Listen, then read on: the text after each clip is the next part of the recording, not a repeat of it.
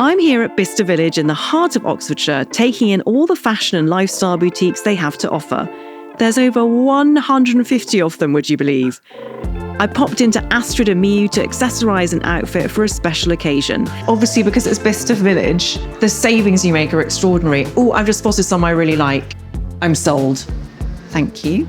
And I popped into Jill Sander and found this beautiful shirt for my next record. I mean, this feels so nice on my skin. I love all the little details that you can't quite see the buttons. I love the collar. Thank you so much. I had such a wonderful day at Bicester Village. To enter a prize draw to win £500 worth of shopping at Bicester Village, follow the link in the description. T's and C's apply. There's been so much choice, so many amazing boutiques to visit, and I really do think I've scored the perfect outfit. I'm so bored with everyone bursting into floods of tears non-stop at the drop of a hat. He has said in the past that success has come to me both too early and too late. I would have preferred it to have come in the middle, in a more normal way. Rupert Everett, welcome to How to Fail. Thank you very much. What would have been a more normal way to experience success? Well, I think there's no normal way to experience success in a business as peculiar and as acid trippish as show business, really, because it's so head-turning when it happens that it kind of catapults you up into the air, and then you find you've got nowhere to stand, no ground beneath your feet. And the trouble with success is, for the most part, there's always it's a roller coaster. It goes up and it comes down, and it's quite often very difficult for people to change with the degree of success. You become the successful person, then you become a failure, but you want to stay the successful person. Everyone else is treating you as a failure, and then there's a conflict there. You have to really roll with the punches, and I think it teaches you quite a lot. It teaches you about death in a funny way, because you have to die to what you were before. That's the only way of surviving success and its ensuing failure. If you go on acting like you're Elizabeth Taylor when you can't get a job, you'll be in constant conflict with everybody. So you have to cut your cloth according to how other people see you. And I think that's a very interesting thing about personality too, because it only exists in other people's eyes, really, what you are. And you have to be it. Otherwise, or you have to force them to make you believe in your version of things. But it's complicated. Because you've also said that you feel you learnt the mechanics of fame too late, which I thought was a very interesting phrase. Yes, because I think it's almost impossible to learn the mechanics when you're young.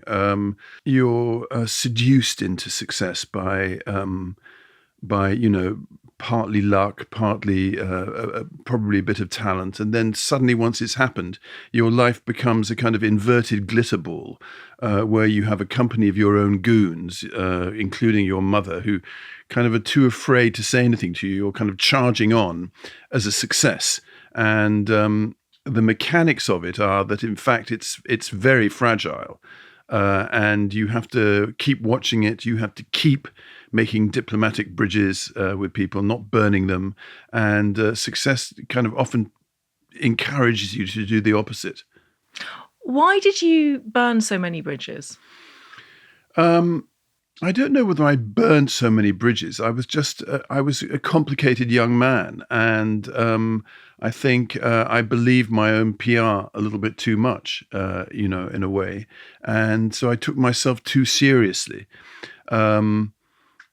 And I don't think I necessarily burnt bridges particularly. It just, I had a very good moment, and it didn't really last. And I wanted to go to America, and I wanted to be in mainstream American films, and there wasn't a place for me as I was then. I was 6'4", size 0. I was very exotic for the world of that time. If you think about the early 80s, and you look at, for example, perfume ads, they were all men with big handlebar moustaches and kind of hairy chests, and it was a very male world in the show business world. So I was much too much. I looked like a cross between Anne Frank and Snow White, and I was really there wasn't a place that I could have inhabited. Later on, I came at the wrong time slightly, because if I'd been around at the end of the 90s, say, as a young person, the kind of thing that I could do was more applicable somehow. I'm very interested in people who get sent to boarding school at a young age. I got sent to boarding school myself at 10. I've just read Charles Spencer's book about the emotional cauterization of that. And given what you've gone on to do in your career, acting, writing, directing, a lot of that is about bringing emotion to the surface, to the screen, to making it understandable. Do you think that the way you've lived your life subsequent to being sent to boarding school is a sort of reaction to that cauterization?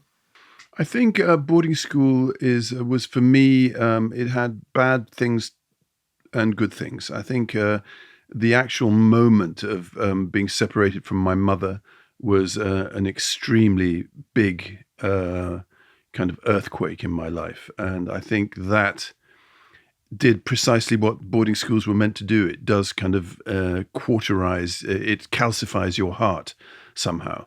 It makes it hard. And that's what they were designed for. They were designed for empire rulers to then go out and rule in the empire without so much emotional baggage. Of course, by the way, emotions weren't quite so popular when I was a kid as they are now. And I think in a way we've gone too far with emotions. And I rather respect the kind of world that I came from, which was one that held your emotions in. And I think for an actor, it's quite good not to have your emotions inside you and to have to really bore into yourself to get at them in a way. So talk to me about failure. Do you think you're friends with failure now? Because The American No is in many ways a book of failure, although I'm sure it'll be very successful. I think failure has always been the best motivation that I've ever had. Everything that's good that's happened to me in my life has really happened to me through failure on the whole. Thank you for watching. Make sure to check out the full episode of How to Fail on your preferred podcast platform, and also be sure to follow us on social media for the latest updates.